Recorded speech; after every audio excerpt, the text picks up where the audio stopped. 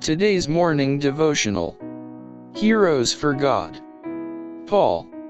At my first answer no man stood with me, but all men forsook me. Notwithstanding the Lord stood with me, and strengthened me, that by me the preaching might be fully known, and that all the Gentiles might hear. 2 Timothy chapter 4 verses 16 and 17. Paul before Nero, how striking the contrast. In power and greatness Nero stood unrivaled. Without money, without friends, without counsel, Paul had been brought forth from a dungeon to be tried for his life. The countenance of the monarch bearing the shameful record of the passions that raged within, the countenance of the prisoner telling the story of a heart at peace with God and man. The results of opposite systems of education stood that day contrasted: a life of unbounded self-indulgence and a life of entire self-sacrifice.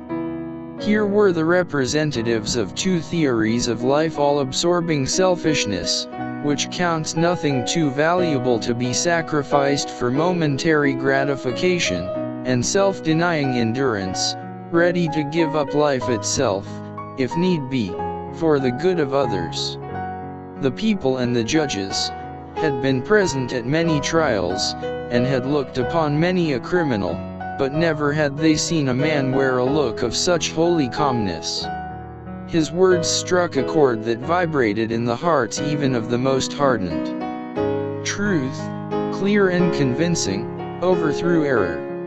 Light shone into the minds of many who afterward gladly followed its rays. He pointed his hearers to the sacrifice made for the fallen race. Thus pleads the advocate of truth, faithful among the faithless, loyal among the disloyal. He stands as God's representative, and his voice is as a voice from heaven. There is no fear, no sadness, no discouragement, in word or look. His words are as a shout of victory above the roar of battle. Let this hero of faith speak for himself. He says, "I take pleasure in infirmities, in reproaches, in necessities, in persecution, in distresses for Christ's sake."